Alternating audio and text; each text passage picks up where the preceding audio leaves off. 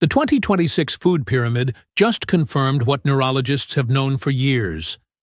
Alzheimer's disease does not begin in your 70s. It begins in your 40s and 50s, silently, through 4 specific metabolic pathways. Nutrition can either accelerate or stop these pathways. Are you already on one of them?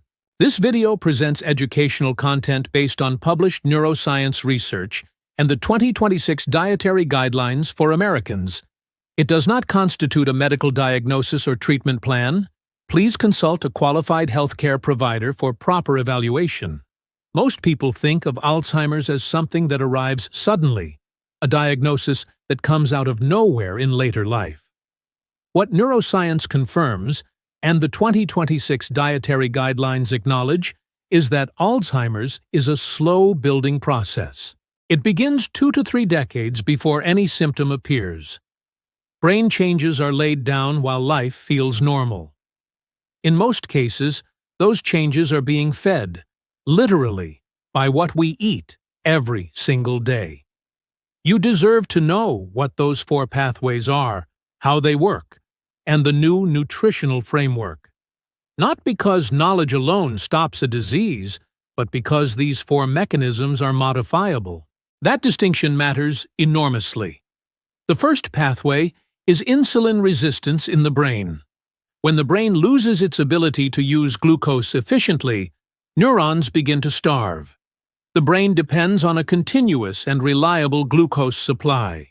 When insulin signaling is impaired, that supply breaks down. Some researchers now refer to Alzheimer's as type 3 diabetes because the underlying mechanism parallels type 2 diabetes.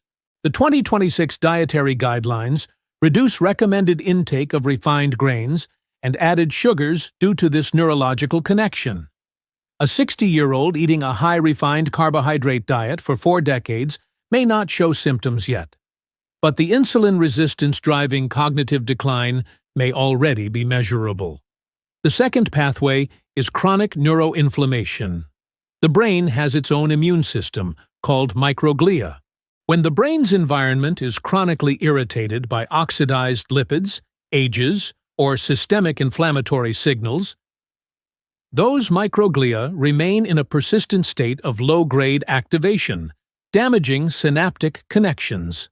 Omega-3 fatty acids, particularly DHA from fatty fish, walnuts, and flaxseed, directly counter neuroinflammation.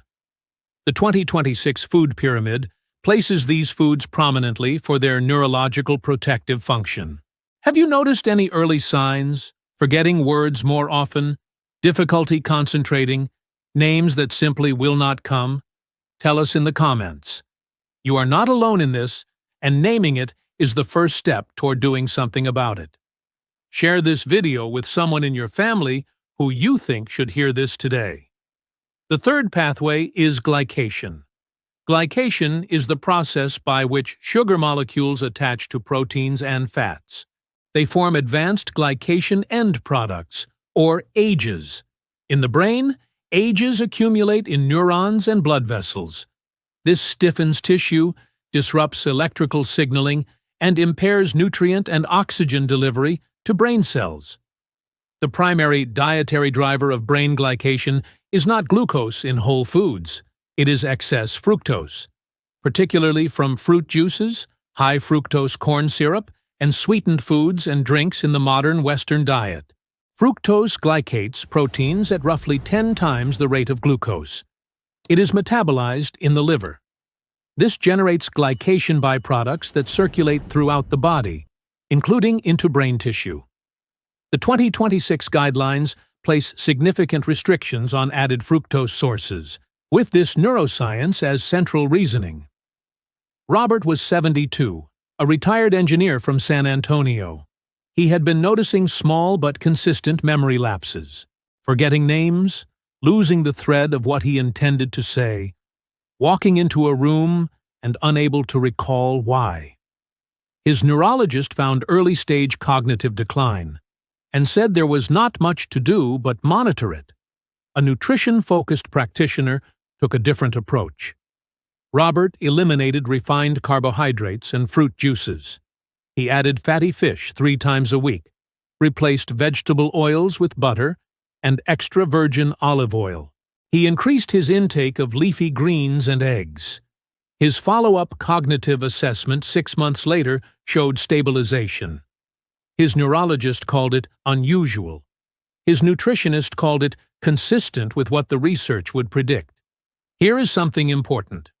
No single dietary change treats Alzheimer's disease. What I am describing are risk factors and protective factors, mechanisms that influence brain health over time.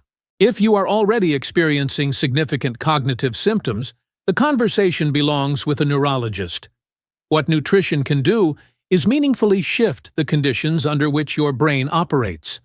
From an inflammatory, glucose-impaired, nutrient-depleted environment to one that supports maintenance, repair, and resilience. That shift is not trivial, and it is available to anyone willing to make it. The fourth pathway is nutritional deficiency, specifically chronically low levels of 4 essential nutrients: omega-3 DHA, B vitamins, B12, B6, folate, vitamin D, and magnesium are crucial for brain health. DHA is a structural component of the neuronal cell membrane. Without adequate DHA, the membrane becomes less fluid, less responsive, and less efficient at transmitting electrical signals. B vitamins regulate homocysteine, an amino acid that, when elevated, causes direct damage to brain vasculature and neural tissue. Elevated homocysteine is present in many older adults and is almost always a B vitamin deficiency problem. Vitamin D receptors are found throughout brain tissue and are involved in neuroprotective processes. Magnesium regulates the NMDA receptor system, central to memory formation and synaptic plasticity. The 2026 food pyramid addresses these deficiencies through real food rather than supplementation. Fatty fish for DHA, eggs and liver for B vitamins, sardines and egg yolks for vitamin D, nuts and leafy greens for magnesium. If this video is opening your eyes to something you had not fully considered before, I want to know which pathway surprised you most. Tell me in the comments.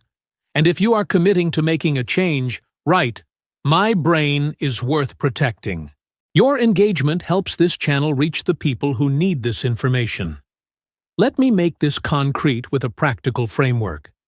To address all 4 pathways simultaneously through food, the approach is relatively straightforward. Replace refined cooking oils with butter and extra virgin olive oil, removing the primary source of neuroinflammatory lipids from your kitchen. Eliminate sugary drinks and fruit juices, cutting the dominant source of brain glycation. Add fatty fish at least twice a week, sardines, mackerel, or salmon. To supply DHA and B vitamins, include eggs 4 to 5 times per week for vitamin D, choline, and the full B vitamin complex. Add a serving of leafy greens daily for folate and magnesium. Reduce refined grains and added sugars to minimize the insulin resistance that impairs neuronal glucose uptake. This is not a radical dietary intervention.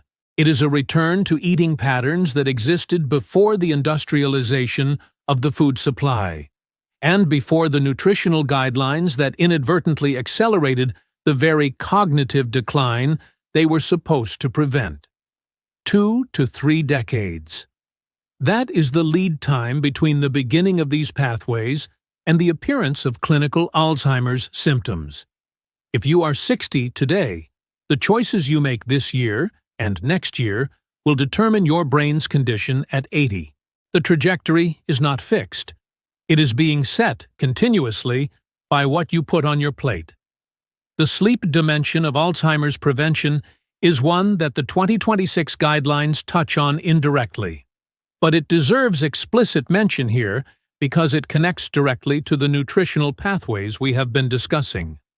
During sleep, specifically deep slow-wave sleep, the brain activates a waste clearance system called the glymphatic system. This system flushes metabolic byproducts from brain tissue, including amyloid beta, a hallmark of Alzheimer's pathology. The glymphatic system is most active during the first half of the night, during deep sleep. When sleep is chronically disrupted or shortened, amyloid clearance is impaired and accumulation accelerates. What disrupts deep sleep? Evening carbohydrate consumption that produces blood sugar instability overnight is among the most common causes. Insulin resistance, the first Alzheimer's pathway, also impairs blood sugar regulation necessary for stable, restorative sleep.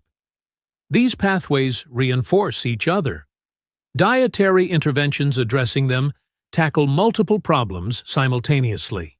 The gut-brain axis is another dimension the 2026 guidelines acknowledge without making it the headline. The gut microbiome produces neurotransmitter precursors, short-chain fatty acids, fuel for blood-brain barrier cells, and inflammatory or anti-inflammatory signals that travel directly to the brain via the vagus nerve.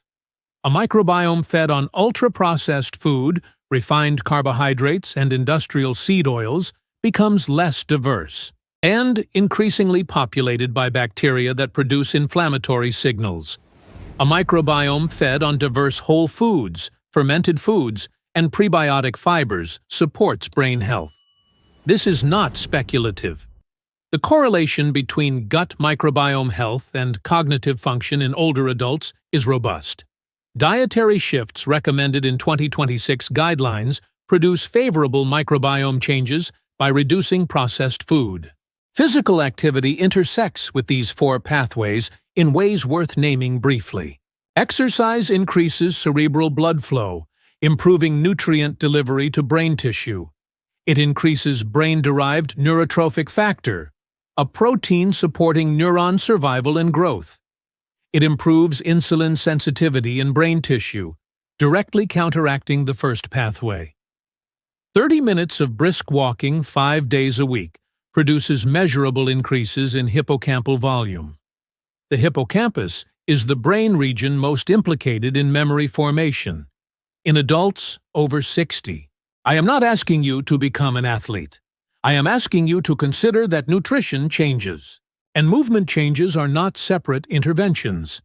They are parts of the same integrated strategy for maintaining a brain that remains capable of the things you depend on it for. The social dimension of cognitive health in older adults is too important to omit entirely. Social isolation accelerates cognitive decline through mechanisms overlapping with the four pathways. It increases systemic inflammation, disrupts sleep, and reduces cognitive stimulation. It often leads to simplified eating patterns that worsen nutritional deficiencies. The person who lives alone and has stopped cooking real meals is often running a compounding deficit. If you are watching this video, that tells me you are still engaged, still seeking information, still investing in your own health. That engagement itself is neuroprotective. Understanding the difference between normal age-related changes and early signs of pathological decline is useful. Normal age-related changes include slightly slower processing speed, mild difficulty retrieving specific words or names, and reduced ability to multitask under pressure. These are changes in speed and efficiency, not accuracy. What distinguishes them from early Alzheimer's changes is the persistence and the pattern. Consistently forgetting recent events, getting lost in familiar environments, making unusual errors in judgment. These are the signals that warrant a clinical evaluation. If you are in that second category, the information in this video is still relevant to your trajectory, but it needs to be paired with a proper neurological assessment. I want to give you one specific tracking exercise before we close. For the next 2 weeks, keep a brief daily log. Each morning, note how clear your thinking feels. Each evening, note what you ate that day, with particular attention to refined carbohydrates, sugary drinks, and seed oils, versus the protective foods we have discussed. At the end of 2 weeks, look at the correlation. Most people are struck by how directly their mental clarity tracks their food choices, not in a dramatic way, but in a consistent and undeniable way. The brain's daily performance is partly a function of what you gave it to work with the day before. Once you see that pattern in your own data, the motivation to maintain the changes becomes self-sustaining. The 4 pathways are modifiable. The science is solid. The foods are available. The only thing that stands between where your brain is today and where it could be in 6 months is the decision to act on what you now know. That decision is entirely yours. There is one more mechanism worth naming because it sits at the intersection of all 4 pathways and is rarely discussed in plain terms. Mitochondrial function. Every neuron in your brain depends on mitochondria for energy production. Mitochondria convert nutrients into ATP that powers every cognitive function. After 60, mitochondrial efficiency declines, density decreases, and clearance of damaged mitochondria slows. What accelerates this decline? Exactly the dietary conditions that drive the 4 pathways. Excess refined carbohydrates creating oxidative stress, chronic inflammation from seed oils impairing membrane integrity, and nutritional deficiencies in CoQ10, B vitamins, and magnesium-reducing electron transport chain efficiency. What protects mitochondrial function? A diet high in ketone-producing fats, such as coconut oil and butter. Adequate protein to support mitochondrial biogenesis, and antioxidant-rich whole foods that reduce the oxidative load on brain cells. The 2026 guidelines do not use the word mitochondria, but their dietary framework is consistent with maintaining mitochondrial health. The convergence of all of this is not complicated. Reduce dietary inputs that drive oxidative stress, inflammation, insulin resistance, and glycation. Increase dietary inputs that provide structural building materials for neurons, fuel for mitochondria, anti-inflammatory signals, and raw materials for neurotransmitters and cofactors that maintain cognitive function. The list of foods that achieve the first goal and the second goal is the same list. It is the list that the 2026 food pyramid has finally endorsed. Animal proteins, saturated and monounsaturated fats, fatty fish, eggs, leafy vegetables, and the elimination of industrially processed oils and refined carbohydrates. Not a trend. The correction of a decades-long error, applied to the organ that matters most. One last thought. The fear that surrounds Alzheimer's, and it is real, understandable, and widespread among adults in their 60s and 70s, is often so overwhelming that it becomes paralyzing. People do not want to think about it, so they do not.